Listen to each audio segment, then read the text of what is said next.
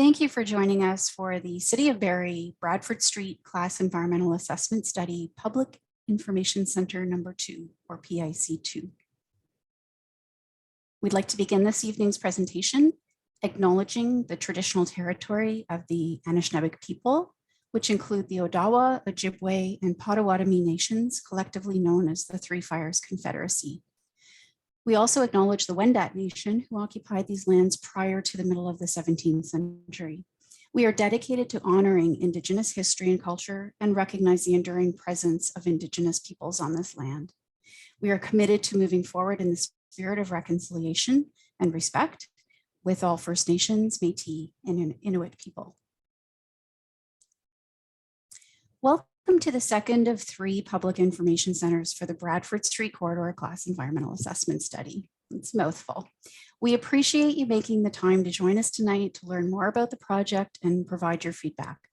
The information package that we will be presenting is available on the city's project webpage, and the recording of this presentation will be available on the webpage in the next couple of days. As we get started, I'd like to introduce the project team. From the City of Barrie, we have Brett Greatrix, who is a Senior Project Manager in the city's Transportation Planning and Development Services Department. Hi, Brett. Thanks, everyone, for joining us tonight. Thanks, Brett. And CIMA Plus is the consultant working with the city to carry out the study. And from our team, we have Phil Weber, Project Manager. Hi, Phil. Catherine Jim, Preliminary Design Coordinator, and Kate Barkley, providing overall project support, and tonight providing technical support. And I'm Gilly Thompson, lead planner for the project. We'll start this evening with a presentation that's probably a good 35 to 45 minutes in length. It's a lot of information to cover. After the presentation, we'll answer your questions and we'll look to wrap up by about 8:30 p.m. You can submit your questions anytime during the presentation using the Q&A function on Zoom. So we're not using chat function tonight, we're using Q&A function. And we're going to hold questions until after the presentation is complete. And then Kate and Catherine, who will be monitoring the Q&A, will lead us through the questions that have come in. If you wish to provide written feedback after tonight, please reach out to us through the project webpage, and I'll go through those details at the end of the presentation. We ask that any comments related to this information package be provided to us by July 15th, so that the project team can incorporate your feedback into the next phase of study as we move forward through the summer. And with that, we'll get into the presentation. The purpose of this package is to provide a study overview to those of you who may not have had the opportunity to look at material from the PIC 1 held in January. That package is available on the project webpage if you haven't viewed it yet. Tonight, we're going to review community feedback from PIC 1. We're going to present a summary of the assessment of alternative planning solutions and the preferred solution. We're going to present early design concepts, for a future Bradford Street. We're going to review the preliminary assessment of intersection design alternatives for Tiffin Street at Lakeshore Drive and Bradford Street, and then we'll identify the next steps in the study. So what is this study about? This project reimagines Bradford Street as a future multimodal corridor within the urban growth center. This long-range planning study will confirm and protect the right-of-way required to provide more attractive and accessible, sustainable transportation options, which include improved sidewalks to enhance safety and accessibility, new in-boulevard cycle track for all ages and abilities, with connectivity to the mobility hub and the broader cycling network, and a consideration of transit priority measures as recommended in the Transportation Master Plan. We'll also look at traffic operational improvements to enhance safety and streetscape design to create that vibrant and attractive street environment that encourages active use. Given that this is a long-range study, there's no immediate capital works being planned. The project is about protecting enough space that the street can serve the needs of the future community to 2051. The Municipal Class Environmental Assessment process, or Class EA process, is a planning and approval process for municipal infrastructure that follows Ontario's Environmental Assessment Act. In our study, there's 4 study phases with public and agency and Indigenous community engagement embedded throughout the process. As you can see, we're completing phase 2 and confirming the preferred planning solution. This PIC is the second of 3, with our next one being planned for later this year to present the overall design that we developed through phase 3 of the planning process. In early 2023, we'll wrap up the study with all aspects of the planning and decision-making process being documented in a study report that will then be available for public review. The next few slides capture the main themes that were presented at PIC 1 in January and provide important planning context for the decisions that we've made since then. Bradford Street is transforming. There's numerous approved developments and more applications to come, and the city expects the majority of the corridor will be redeveloped. The city's official plan update designates lands abutting Bradford Street as high density with a minimum building height of 12 stories with ground floor retail commercial uses.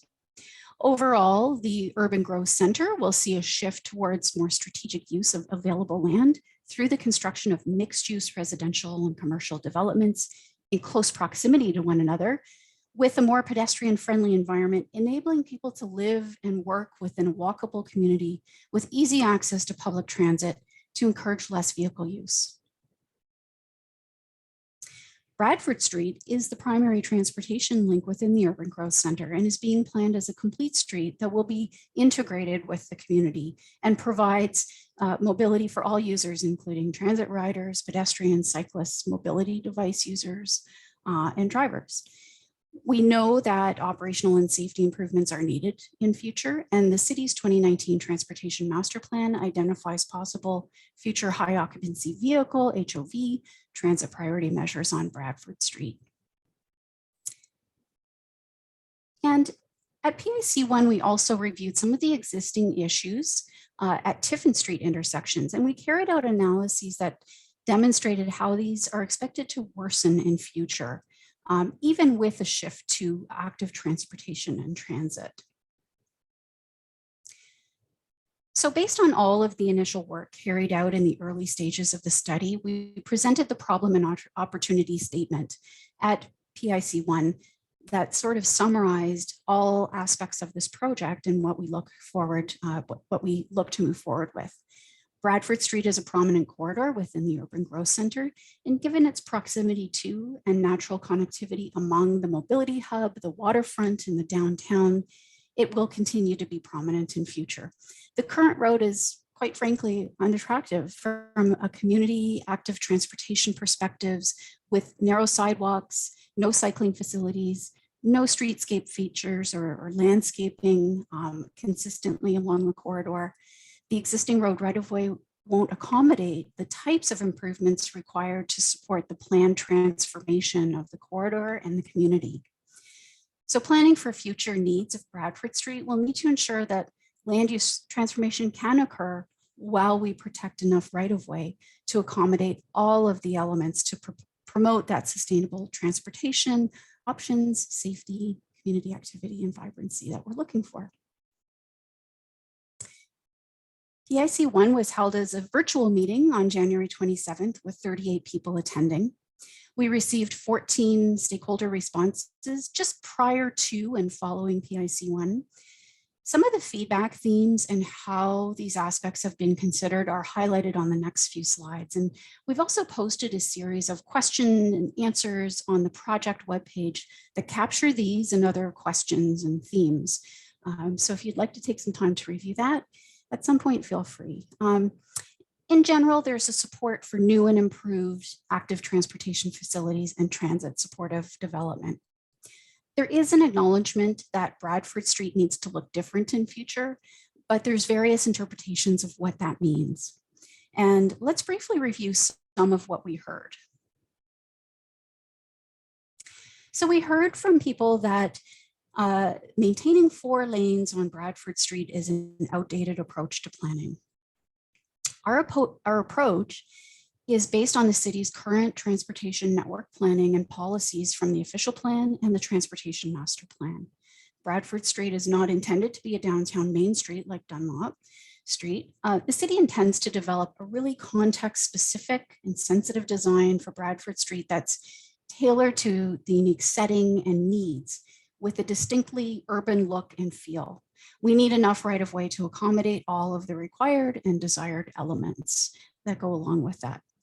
However, we recognize that in planning for the next 30 years, user needs may change, as will technology, and the city anticipates there will be a greater shift to transit and active uses beyond even what's currently forecast. So while the 2019 TMP recommends maintaining 4 lanes on Bradford Street to 2041, this study plans to 2051, and our approach recognizes the importance of protecting a right-of-way that provides ultimate flexibility for the city to respond to evolving needs, emerging technologies, changes in travel modes, provision of transit priority, allocation of space for new amenities such as electric vehicle charging stations, bike share, possibly on-street parking. So it's possible that Bradford Street will not always have 4 travel lanes, but there will be other important uses that will require an allocation of that space. So our approach to planning reflects this desire to provide the city with ultimate flexibility and have space available for emerging needs. Is the EA biased towards a 34-meter right-of-way due to the official plan and transportation master plan recommendations? This is a great question. The question is best discussed in a way that highlights municipal infrastructure planning hierarchy.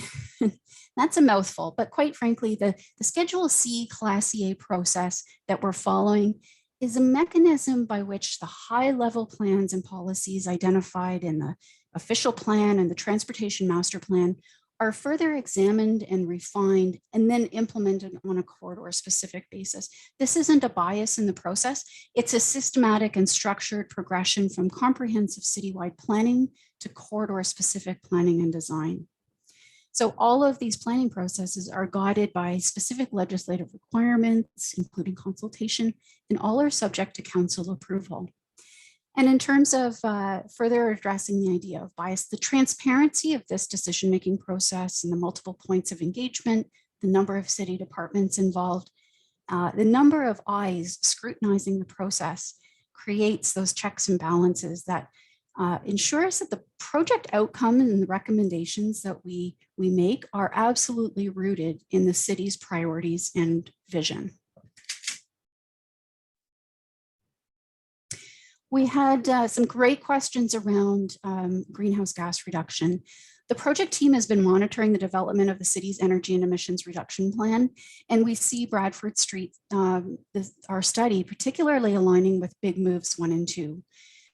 In the context of Big Move 2, which is transportation and focuses on strategies around active travel, local transit options, go use, and preparation for electric vehicles, this study is considering or contributing to designing an urban form that incorporates mixed land uses and promotes active and transit use, providing a network of safe and accessible active infrastructure for all users, protecting space for designated transit priority measures, creating connected routes for active access to go, protecting right-of-way for future allocation of what we call curbside management, and which is ride share, electric vehicle charging stations, bike share, and other things that require space in the boulevard.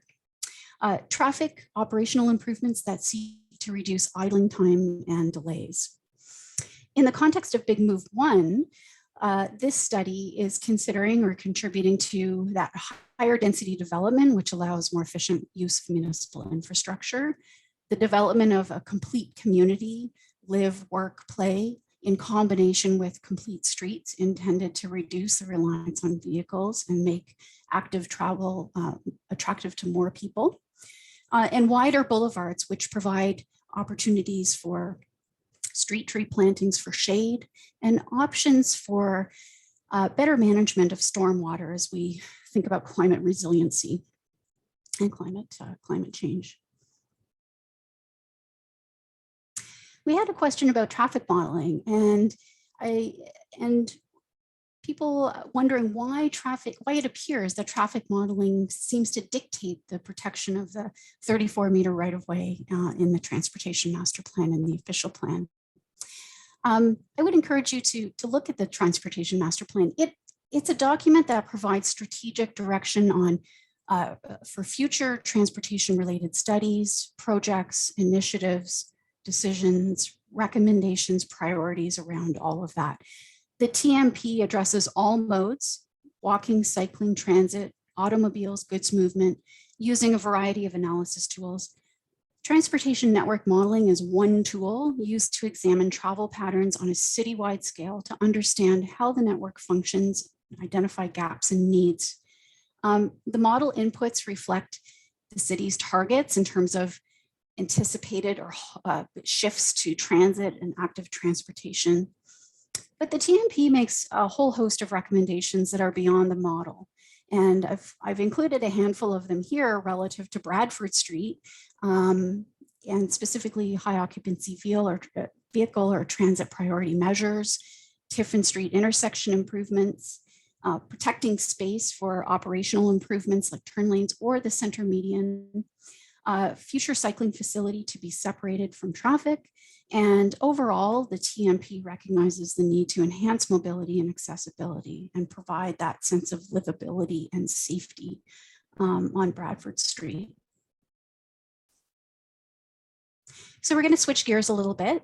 Again, presented at PIC 1 were the range of alternative planning solutions. And these are sort of the high level approaches to how we bring about improvements or plan for future Bradford Street. The solutions that we considered included do nothing as the baseline, and then various approaches of how to address needs on Bradford Street. And then lastly, option 6, which was an option to consider other improvements on other corridors. For Bradford Street, we considered access management, operational improvements, which includes a whole host of intersection reconfiguration, turning lanes, traffic signal timing, and then in alternative 4, rather, we considered an expanded right-of-way and improvements on Bradford Street within that expanded right-of-way, and then alternative 5, which contemplated a reduction in travel lanes and then an improvement within the existing right-of-way. As typical in an EA study, our decision-making considers multiple factors looking at all environmental and technical aspects. In the assessment of planning solutions, we also look to ensure that the solution specifically addresses the needs of future Bradford Street. That's the ultimate litmus test. And so as we go into the next slide, we carried out a detailed assessment of the planning solutions, and that will form part of the project documentation. Here we're presenting a summary of the key factors in the decision-making process. As you can see, alternatives 1, the do nothing, and 6 are set aside because they simply don't address the needs on Bradford Street. We are recommending moving forward with alternatives 2, 3, and 4. That is an access management strategy that could be implemented as part of a land use planning approach. This is where we consider the interface of Bradford Street and the adjacent development, and we look at careful planning of access points, which improves safety for pedestrians and cyclists and provides more opportunities for streetscaping if the number of individual entrances along the corridor is managed. Operational improvements, as I suggested, these are consistent with the official plan and transportation master plan recommendations. There are implications on property impacts associated with some of the improvements, particularly when we start looking at the Tiffin Street intersections, and we'll get into that a little bit later in the presentation. And alternative 4, which seeks to protect enough right-of-way to accommodate all of those elements of the complete street. Ultimately, this provides the greatest flexibility for the city to respond to emerging technologies, as I mentioned earlier, changes in travel modes, and everything else that could arise over the next 30 years. We're not recommending alternative 5, which is to reduce the travel lanes to 2 and make improvements within the existing right-of-way. So let's talk about the recommendation and why we're moving forward with this. We're demanding a lot from Bradford Street in the future, and we absolutely need to protect enough space to accommodate it, accommodate everything that we need. And I sound like a broken record, but once again, we're looking at in boulevard cycle track, street trees, planters, other landscaping opportunities, street furniture, bike racks, pedestrian scale lighting, improved transit stops, and the required setbacks for hydro line and other utilities. So there's a lot of demand in the space. The recommended solution provides the greatest flexibility for the city to respond to changes and evolving conditions over the next 30 years. And as I said, maintaining 4 lanes now doesn't preclude future decisions to allocate that space. It simply protects that space that can be used for other needs in future. So whether you agree with the recommendation or not, one thing we heard loud and clear from the community through the first round of engagement was that Bradford Street must have a distinctly urban look and feel. We're not planning a suburban roadway. So to that point, let's explore what Bradford Street could look like. As a starting point, this is existing Bradford Street. It's a corridor dominated by pavement, curbside sidewalks, or narrow boulevards, very little streetscaping, and a mix of adjacent land uses and forms of development. While we haven't started a design for Bradford Street, we have developed these renderings or concepts that we're looking to capture a future look and feel based on the intended redevelopment adjacent to Bradford Street and all of the mobility and streetscape elements within the right-of-way.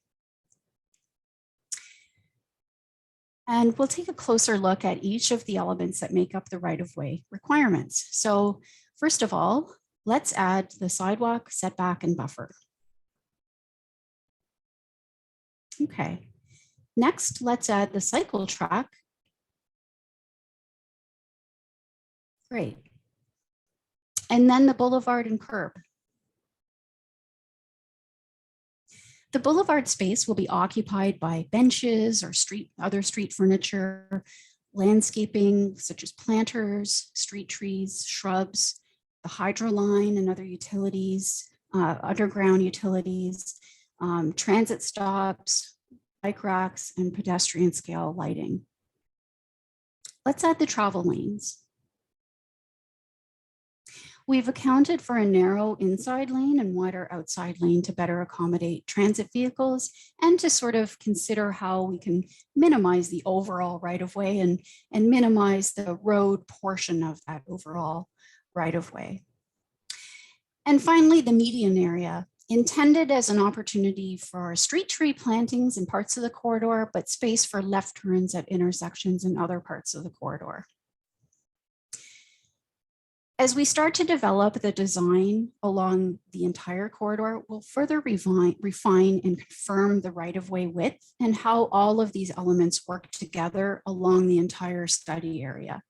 But for now, this gives you a sense of how each of the elements come together and how that does add up to the 34 meters. Slides just further illustrate these elements from different perspectives. We can go to the next slide. And you can see in the sidewalk space and the boulevard space how we're really trying to create that pedestrian scale environment with the pedestrian lighting, the street furniture, the transit stop, and the street trees that sort of create that safe space and encourage people to be out and about on the street. And the next one. And you can see here that we're illustrating the hydro poles, and we've met with Electra to talk to them about the project, and the city may in time explore the feasibility and cost implications of burying hydro. This is likely not a decision that will be made within the EA, but it could be something considered in future and in the context of land redevelopment. So that opportunity is not lost.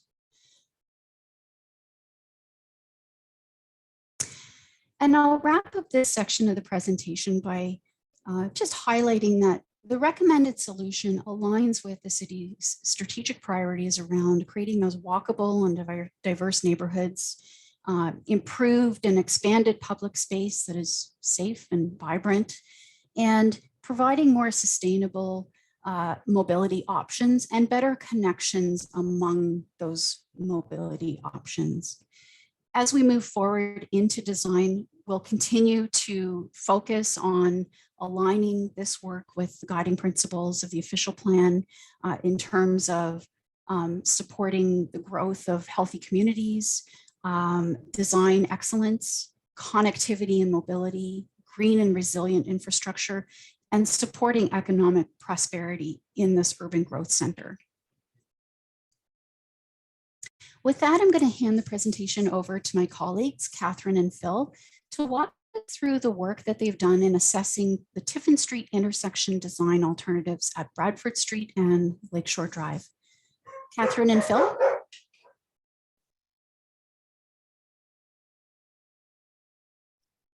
Thanks, Gilly. Yeah, we spent quite a bit of time looking at the two Tiffin Street intersections. They're, as some of you may know, there's a lot going on there, and they're fairly congested at the moment during the peak periods. Lots of pedestrians, well, at certain times, lots of cyclists, again, at certain times and certain periods of the year. So we looked at two design alternatives there, which we did talk about during the last PIC. Alternative one is two signalized intersections. Now, of course, they're signalized now, but we're looking at future versions of the signalized intersections. Alternative two is two multi-lane roundabouts. Now, given the fact that these intersections are close together, we didn't look at a combination of the two. In other words, one signal, one roundabout, or one roundabout and one signal. That just wouldn't work operationally speaking. Now, as a note, these designs that we're going to show you, they're a further advanced version of what was shown at PIC1, but they're still fairly conceptual. So they're for comparison and evaluation purposes to illustrate footprint and how to depict how the active modes are going to work for each scenario. But there's still designs in progress, so additional design work will need to be completed for the preferred option. Okay, so the next slide, please. All right, so here's the signalized intersections. And again, the future version of what's there now. So you'll note at Tiffin Street and Bradford, we've shifted the intersection to the west, and that's to enable us to get a preferred or a better alignment for Bradford Street than what's there now. And that will, of course, impact the lands to the west, in particular in the northwest and southwest quadrants of the intersection. So we'll have to match into the road cross sections to the north and to the south. So we're basically shifting Bradford Street to the west. And as part of that, we're also going to redesign the right turn channel in the northeast quadrant. Right now, it's a fairly sweeping design, which encourages fairly high speeds for that movement. So we're going to redesign that and bring it closer to the intersection in what's called a smart channel design. And that's much more pedestrian and cyclist friendly. So that's really going to slow motor vehicle speeds down. And we're going to bring in the cyclists. And so they're going to cross the intersections in one-way movements via cycle tracks. So what we're doing is we're bringing in cycle tracks throughout the network. And Gilly kind of alluded to that in the cross sections. So cycle tracks are basically one-way cyclist movements. And so that's shown here throughout this, this drawing. So the cycle tracks are going to cross the intersections in one-way movements. And so that's shown here at both intersections. And that's going to tie in basically to the waterfront trail system. And that's still fairly conceptual because we're working on that. And we know that there's a lot of activity going on with respect to the cycling network here. So that's kind of conceptual as well. And so that will be subject to further design detail. Okay, let's look at alternative two. So these are the two multi-lane roundabouts, and these have been further developed as well since we saw them in PIC1. And again, we're showing fairly significant property impacts in the northwest and southwest quadrants. And we're tying into the road cross section to the north and to the south, particularly to the north, because we're looking at a significant alignment change there.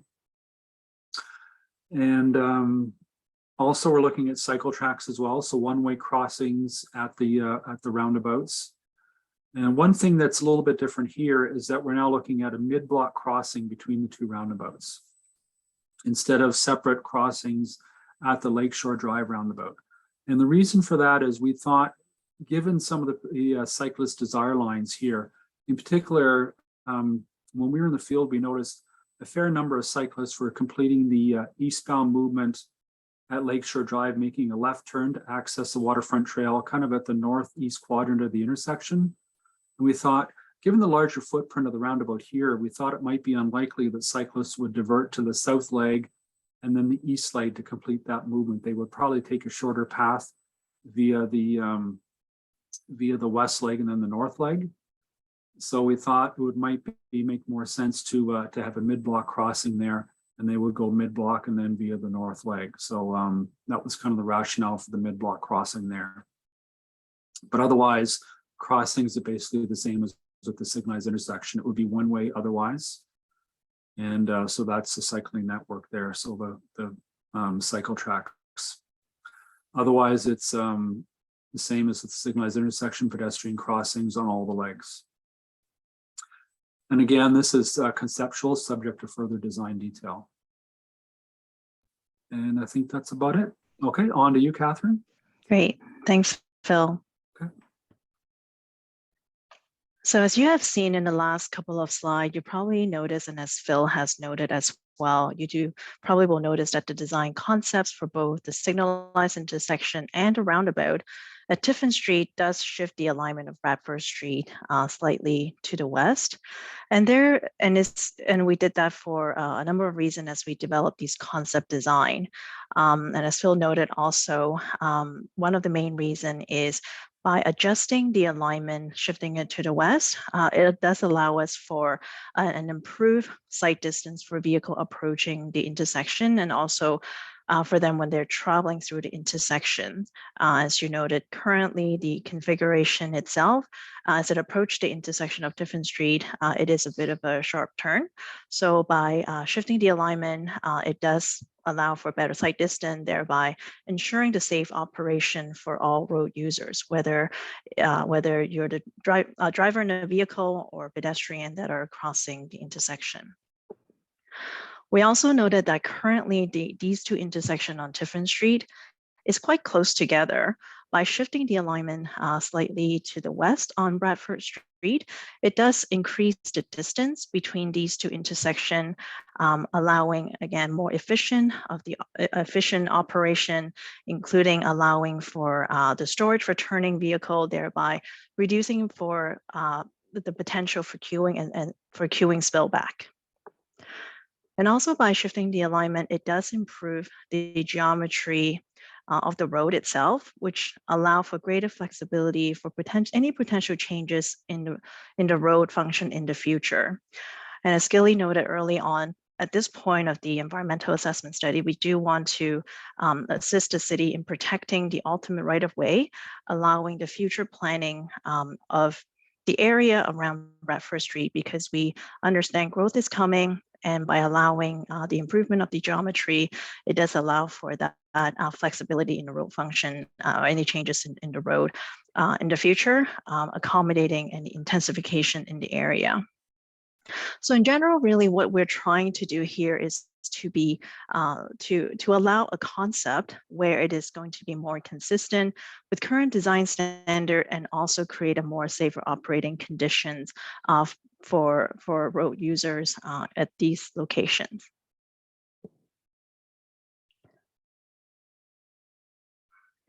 So similar to the evaluation of alternative planning solutions, we also look at different factors when we're comparing the signalized intersection and also the roundabout intersection design. So the four main factors group remain the same. So we have got factors under socioeconomic environment, cultural environment, natural environment, and transportation and technical. However, what's different from the alternative planning solution is the sub-factors within each group vary slightly as we're looking into decision making between the signalized intersection versus the roundabout. So under socioeconomic environment, we look at factors, for example, how does the signalized intersection versus the roundabout have impact to the properties and also access that are adjacent to the intersection. And that includes both residential and commercial properties. We look at connection, the ability to allow connections for community mobility and connection for all modes. And when we say all modes, we mean connection to transit, connection to active transportation facilities such as bike lanes and sidewalk. We also look at whether these intersection alternatives are consistent with the provincial and city planning policies. How does it match with the goals and objectives that are set in those policies? We looked at context-sensitive design and integration with planned land use and streetscape opportunity. Once again, we do recognize this area in the future is going to be intensified. So we need to think about how this intersection is going to function within that context. Under cultural environment, we looked at the potential impact to build cultural heritage resources, as well as potential impact to archaeological resources as well. Under natural environment, we look at any potential impact to terrestrial, aquatic species and habitats, as well as any potential changes to watercourses, protection of surface and groundwater, and also climate change considerations. For example, whether it provides consistency to the city's plan and opportunities to improve climate resiliency. And finally, under transportation and technical, we look at specific factors and comparison in terms of traffic operation, safety, and emergency responses between these two alternatives. We also look a little bit more closely in terms of accommodation for active transportation users, such as the perceived safety and comfort and security. How safe do they feel when they access the intersection? We also looked at transit priority, the ability for these intersection alternatives to accommodate transit priority measures and as transit vehicle move through the area.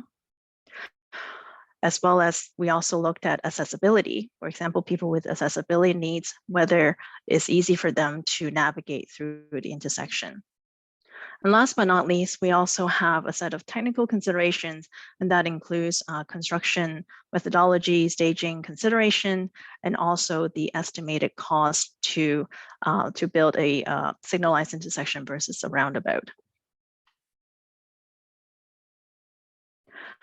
So when we met together as a team, we actually developed a very detailed table in comparing these two alternatives, signalized intersection and multi-lane roundabouts. The table itself is actually quite lengthy. So here for this evening, we've actually summarized some of the benefits and challenges associated with signalized intersection and multi-lane roundabouts. I know you're probably seeing on screen right now, the preliminary prefer is the signalized intersection, but please do allow me a few minutes to kind of walk everyone through the benefits and also the challenges associated with these two alternatives. So first of all, let's start with the benefits. For a signalized intersection, the benefit is, most road user, especially pedestrian and cyclists, they are familiar how to navigate through a signalized intersection. Typically, they wait for a signal for their turn to cross, and that is how they access and navigate. So definitely there's familiarity. For people with accessibility need, a signalized intersection allows hearing and visually impaired people that needs in terms of that sound when we cross the signalized intersection.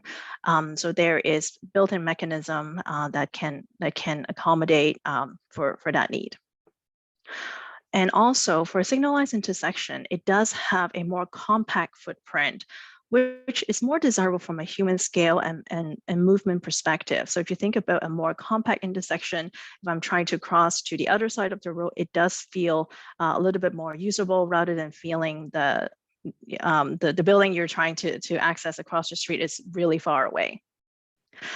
And also, the signalized intersection does allow better opportunity to incorporate transit priority measures. For example, if there's a need for transit priority lanes and also triggering signal needs at the intersection that will allow for that. And on a high level, on an order of magnitude, we do find a signalized intersection is generally lower in construction costs and less complex design, and so therefore is easier to stage the construction of a signalized intersection improvement. Now, when it comes to the multi-lane roundabouts, it has its advantages as well. So in terms of the benefits, we do see that the multi-lane roundabout is more preferred from a traffic operation perspective, particularly during peak period.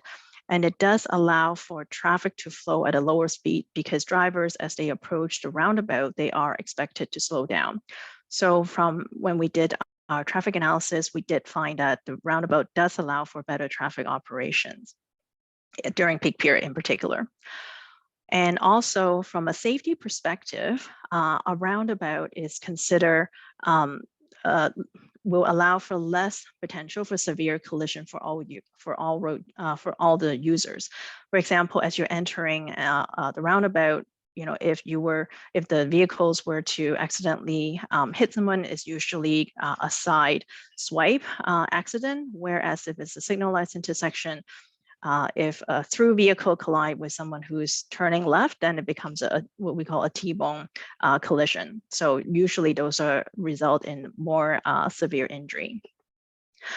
And also for roundabout, it does allow for shorter pedestrian and cycling crossing distance, which does minimize less exposure to moving vehicle because they only have to consider crossing and looking to consider traffic that's coming from one direction.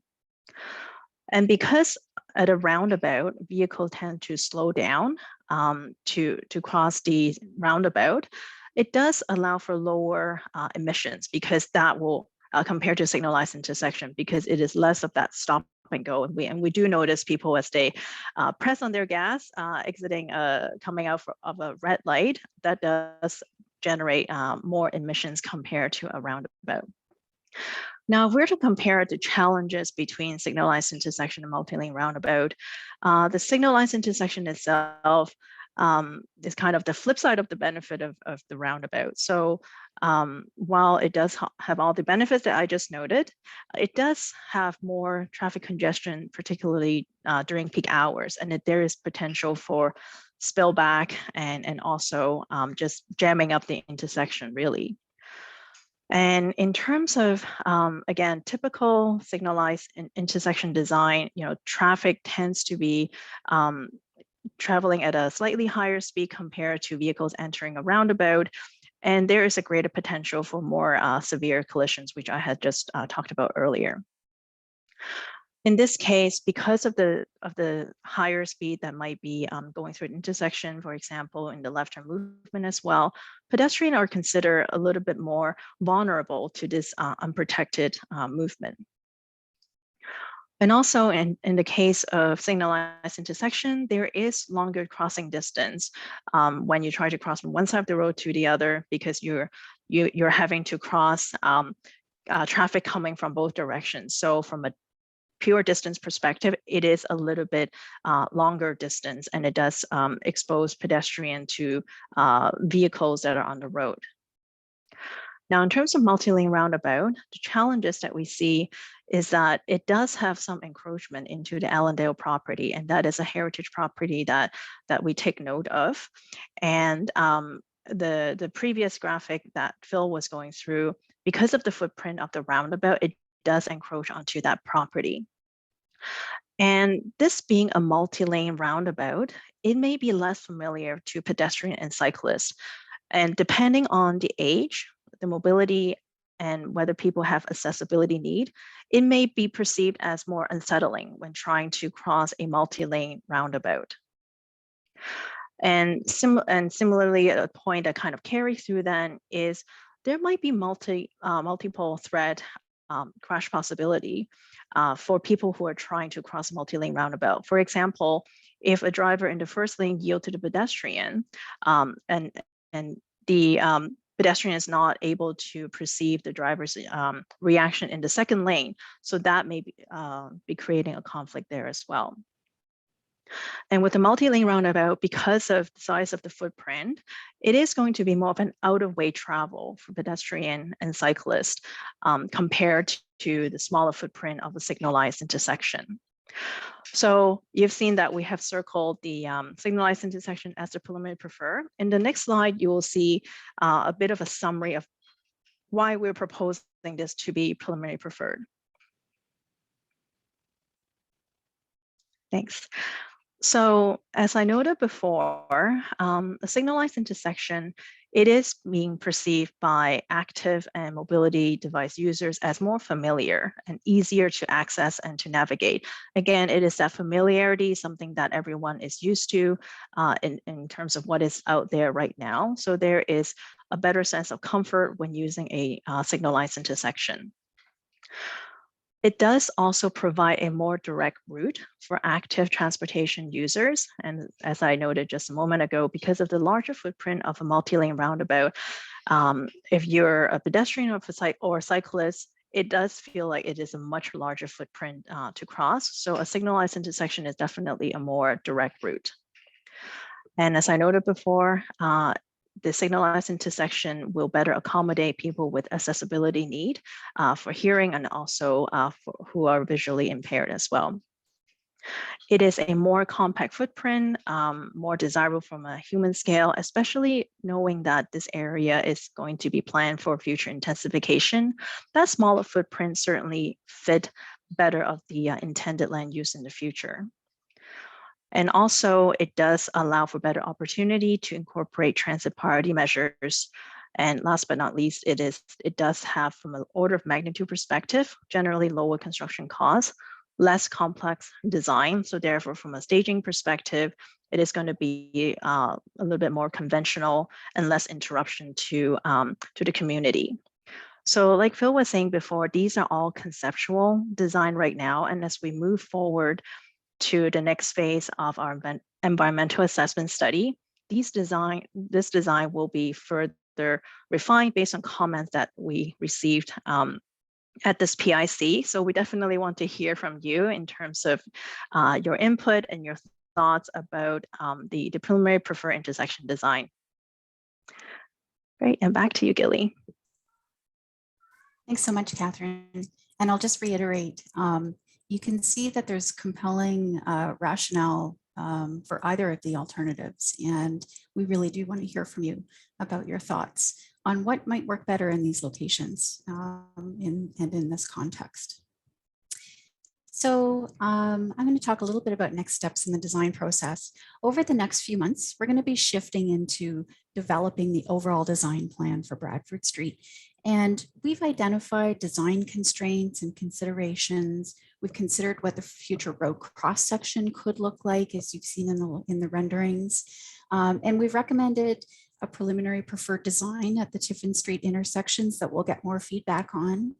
And as we move forward, we'll then begin to develop the overall design plan for the entire corridor that looks at how all of these pieces come together for the entire study area.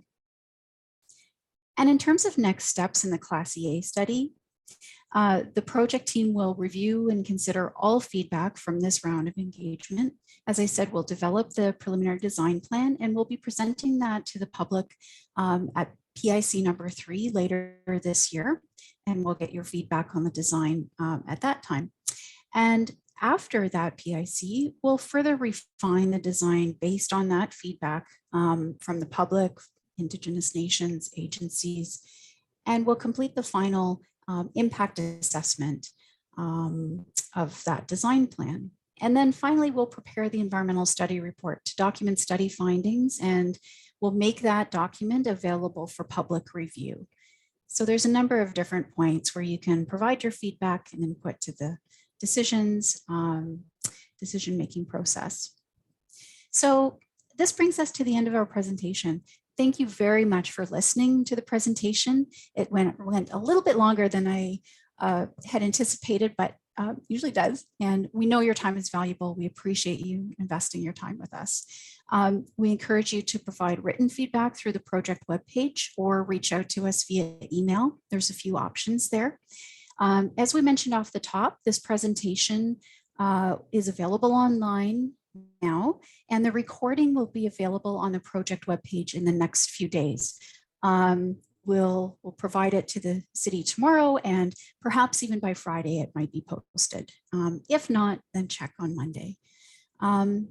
With that, we'll shift over to Catherine and Kate to lead us through some of the questions and comments from attendees. I had a sneak peek at a couple. Catherine, Kate? Great. Thanks, Gilly. So maybe I'll kick us off. So one of the questions that we received, and well, first of all, it was a compliment to our rendering. It says the elements looks really good, so thank you for that. But the question is, what planning has been considered for snow removal? I can field that question. What we did for snow removal on this conceptual plan is a couple elements. One of the things we did with the cycle track was relocated away from the curb to adjacent to the sidewalk. This allowed us boulevard space for short-term snow storage between snow lifts in this area.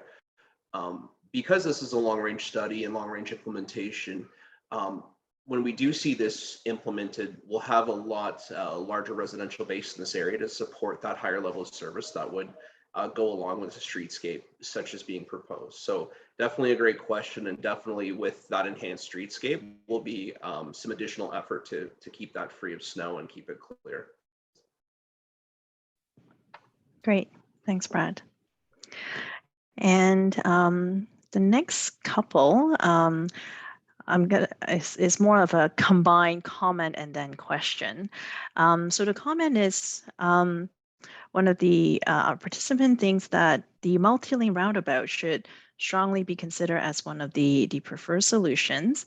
And then a follow-up question then is on how the benefits and challenges were ranked. For example, some of our comment related to the less potential for severe collisions for all users. How is that, ranked and also compared to that perceived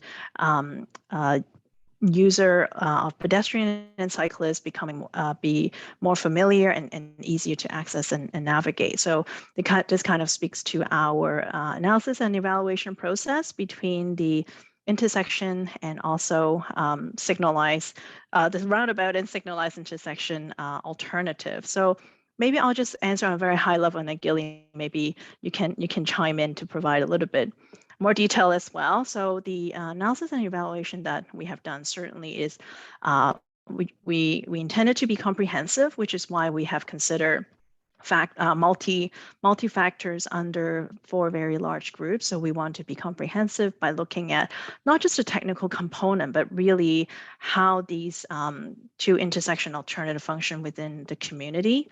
So we use an approach, what we call reason argument approach. So it's not necessarily a numeric ranking, but we do take a look at collectively how these factors, when it comes to benefits and also challenges, how they compare to each other. And we want to particularly apply that context sensitive lens when we're doing our analysis and evaluation, keeping in mind who are the road users and how the land use in the area is going to change in the area.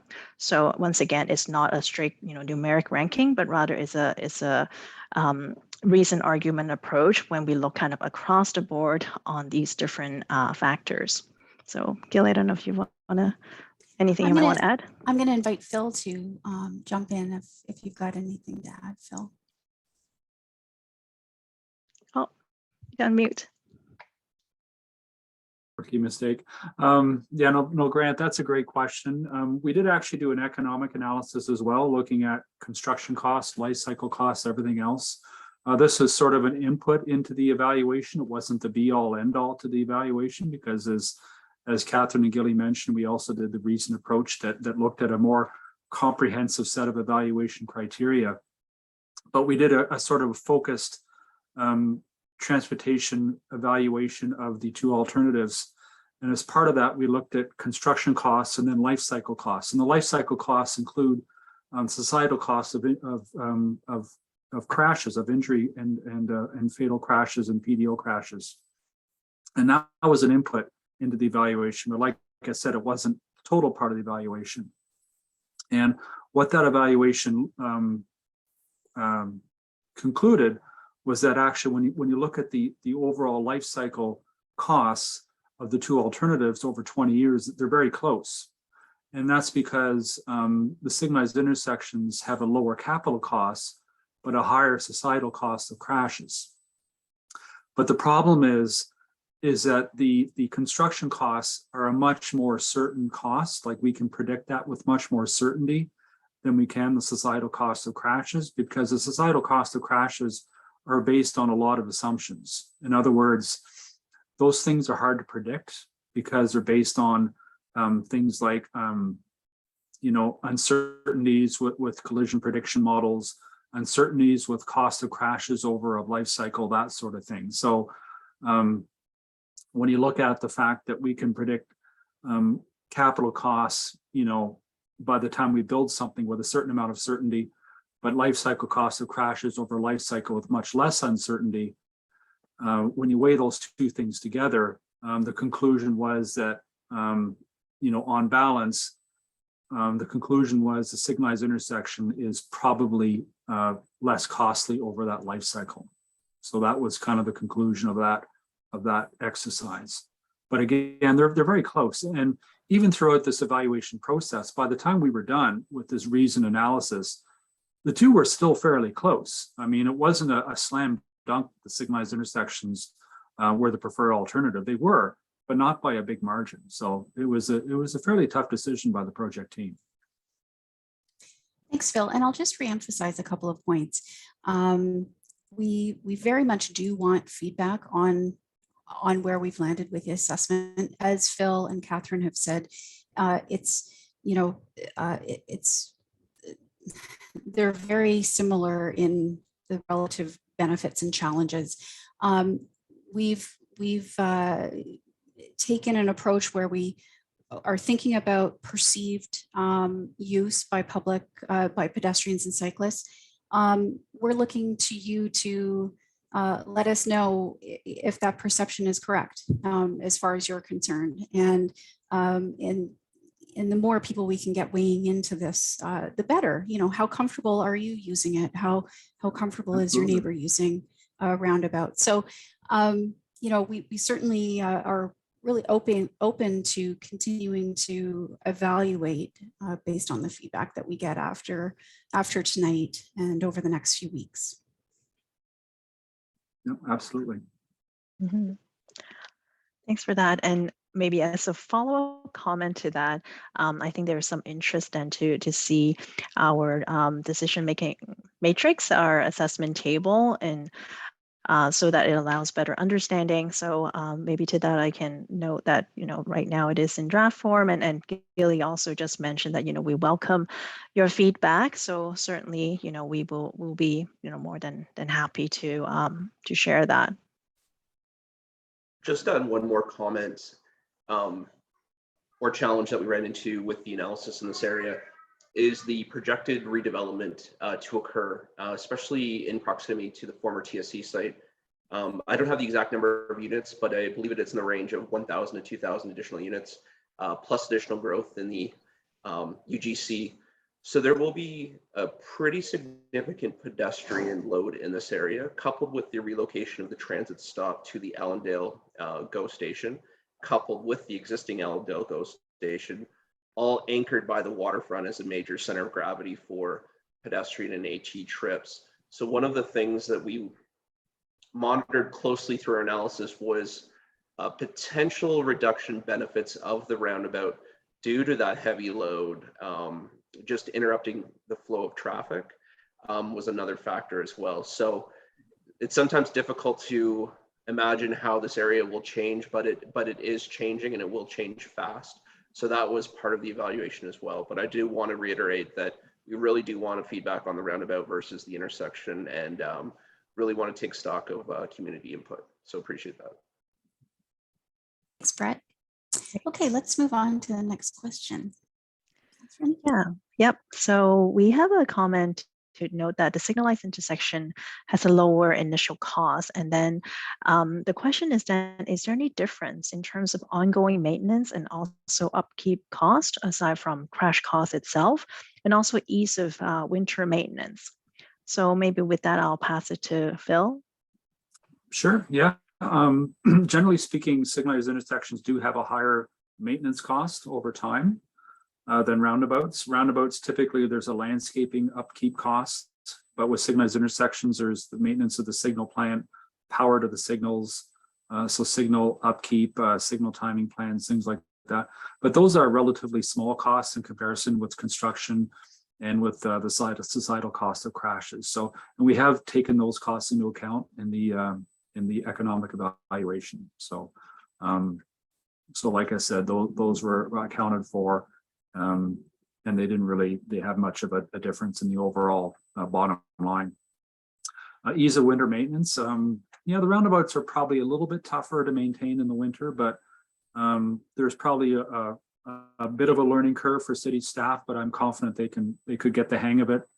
Really, winter maintenance is only a problem with roundabouts in the small subdivision variety because you know, there's tight turning radii involved and things like that. But once you get into larger arterial road roundabouts like this, generally maintenance crews get the hang of it, you know, fairly quickly. So generally not much of an issue. So hopefully that answers the question. Thanks, Phil. Great. Brett, do you have anything to add?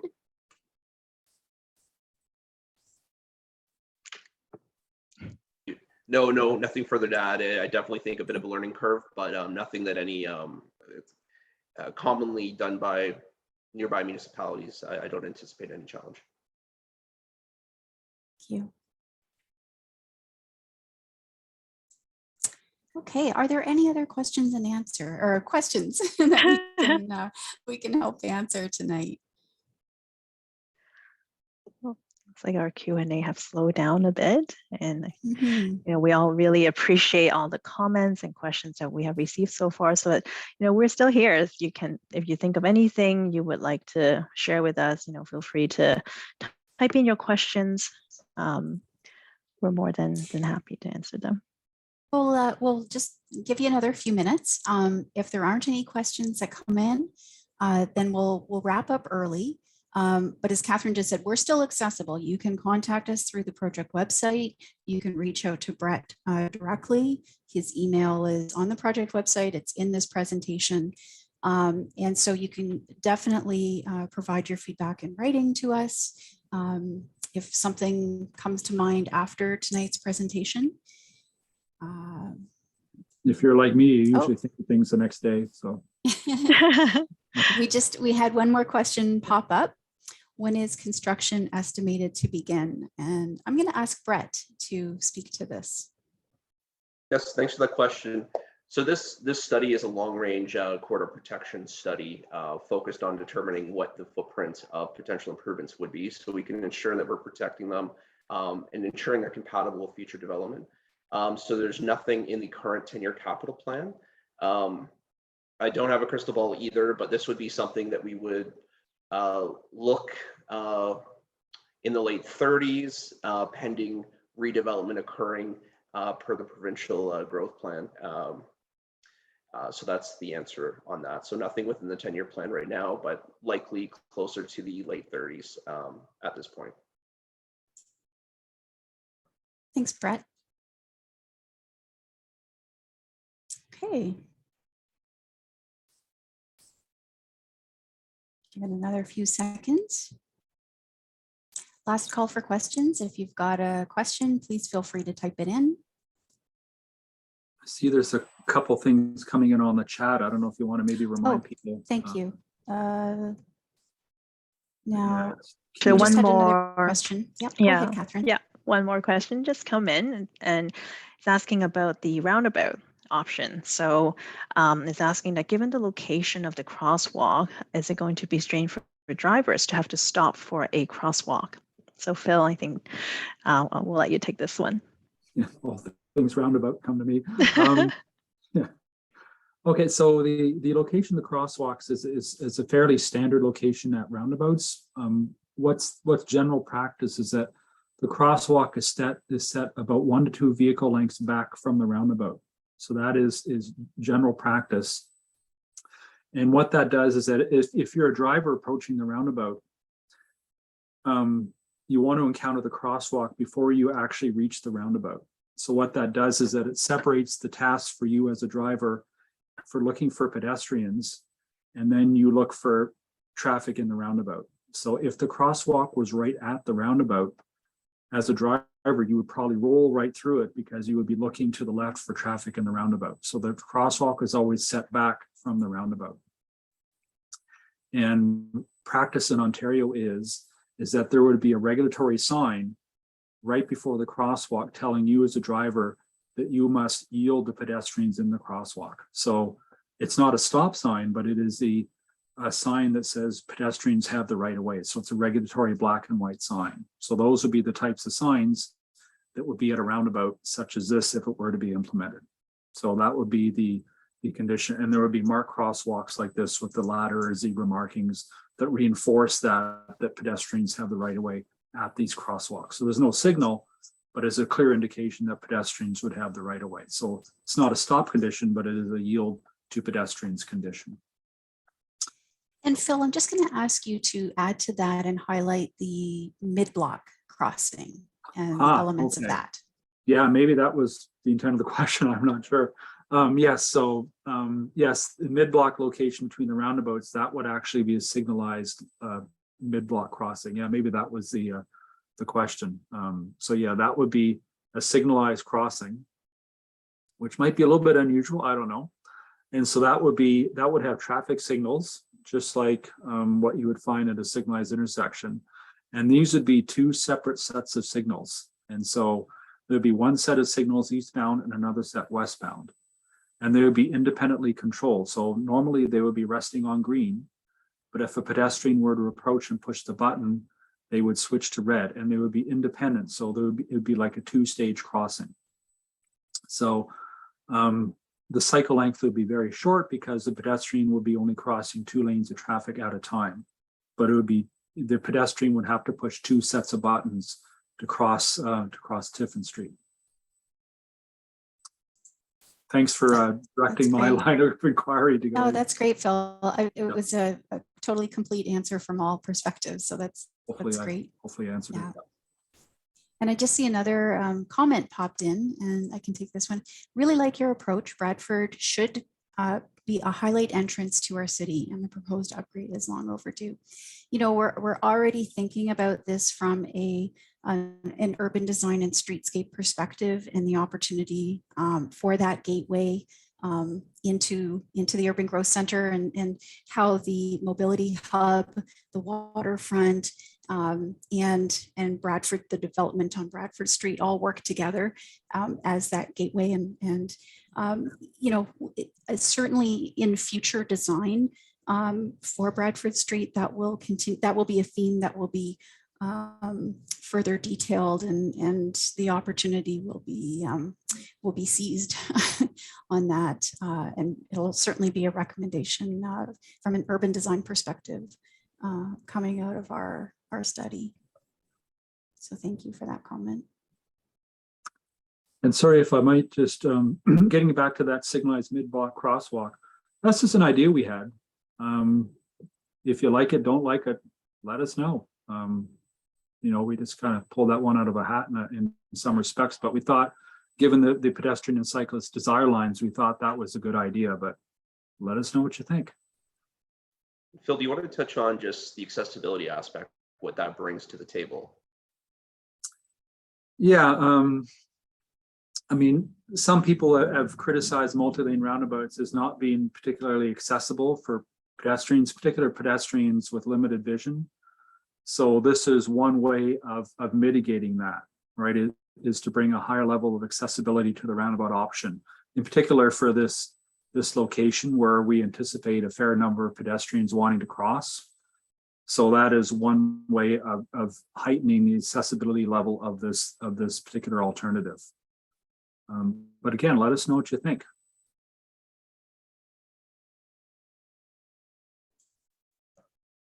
Thanks, Phil. Okay.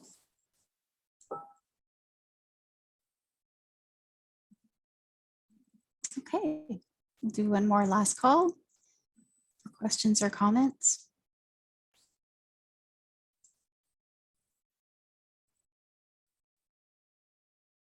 and we'll give you back 15 minutes of your evening tonight. Thank you, everybody, for joining us tonight. We really do appreciate that you've taken the time to join us, learn about the project, and provide your feedback. Provide more feedback in writing. Let us know what you think about the roundabout or the intersection. What do you like?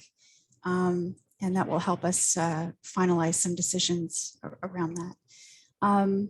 Brett, any final words from the city before we close out? Just reiterate, thanking you again for spending your evening with us. Really appreciate your feedback.